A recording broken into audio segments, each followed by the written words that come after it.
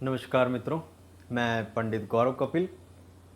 आज हम जानेंगे पुरुषोत्तम मास के बारे में।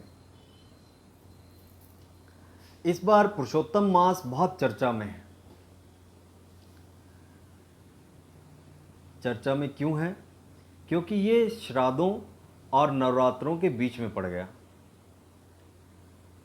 तो बहुत से लोग पुरुषोत्तम मास के विषय में जानते ही नहीं थे, तो वो ये कह रहे हैं कि इस बार श्राद्ध के बाद नवरात्रि आरंभ होते हैं और वो नवरात्रि जो है लेट कैसे हो गई, 1 महीना है, क्या कारण है।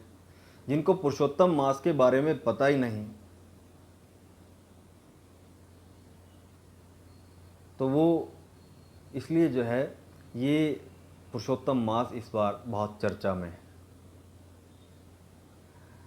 शायद अच्छा भी हुआ कि जो लोग पुरुषोत्तम मास के विषय में नहीं जानते थे उनको इस चीज़ का ज्ञान हुआ कि पुरुषोत्तम मास भी 1 महीना होता है।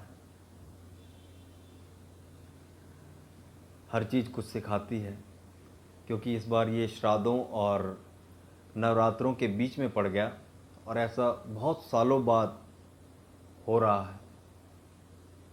इसलिए इस बार पुरुषोत्तम मास बहुत चर्चा में है। कल तारीख है 18 सितंबर 2020, दिन शुक्रवार। कल से आरंभ होने जा रहा है पुरुषोत्तम मास और ये चलेगा 16 अक्टूबर तक। आज हम जानेंगे कि इस महीने में क्या करना चाहिए और क्या नहीं करना चाहिए।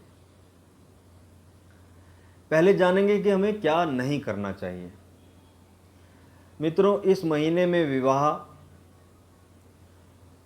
आदि का कार्य, मुंडन संस्कार, कोई शुभ कार्य, कोई गृह प्रवेश, नींव आदि का मुहूर्त, नवीन आभूषण बनवाना या अन्य किसी वस्तु का क्रय करना, खरीदना, वाहन आदि लेना, इन सब चीज़ों का निषेध है।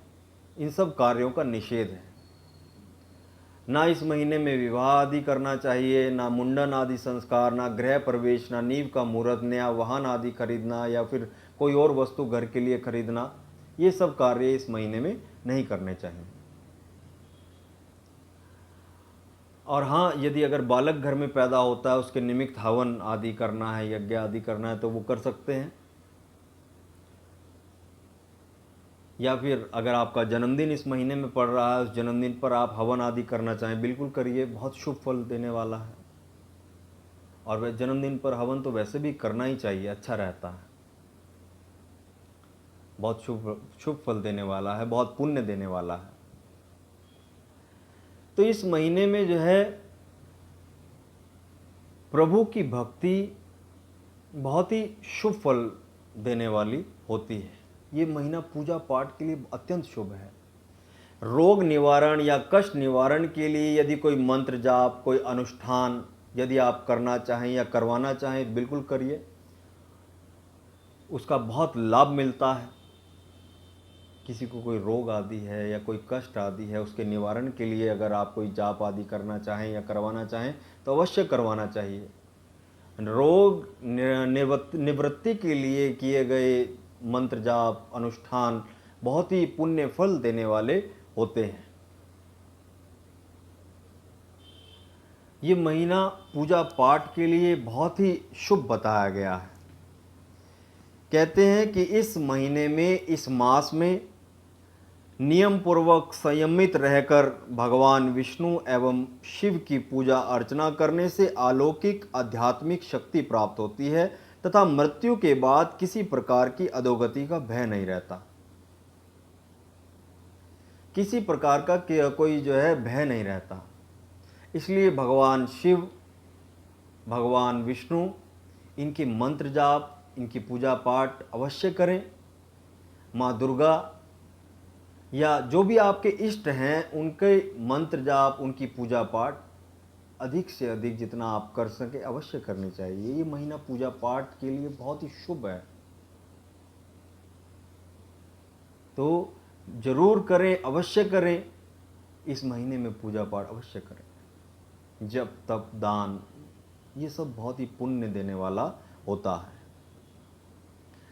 आगे कहा कि अधिक मास के आने पर जो व्यक्ति श्रद्धा एवं भक्ति पूर्वक व्रत उपवास, श्री विष्णु भगवान जी का पूजन, उनके मंत्र जाप, पुरुषोत्तम महात्म्य का पाठ, दान आदि शुभ कर्म करता है, वह मनोवांछित फल प्राप्त कर लेता है और अंत में गोलोक पहुंचकर भगवान कृष्ण का सानिध्य प्राप्त करता है। इसलिए इस महीने में तीर्थों पर स्नान आदि करना, अपने घर पर भी रहकर जप तप पूजा पाठ आदि करना, अधिक से अधिक करना, बहुत से पुण्यों का फल देने वाला होता है। अवश्य करें। मैंने एक वीडियो पहले भी बनाई थी कि जो आज ये महामारी जो चल रही है, जो अब इस समय अपने चरम पर है, रोज नए नए दुख के समाचार हमें सुनने पड़ रहे हैं,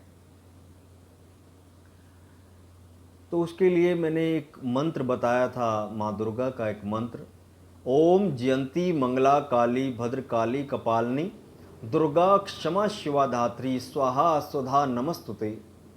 महामारी नाश के लिए ये मंत्र बहुत लाभकारी है।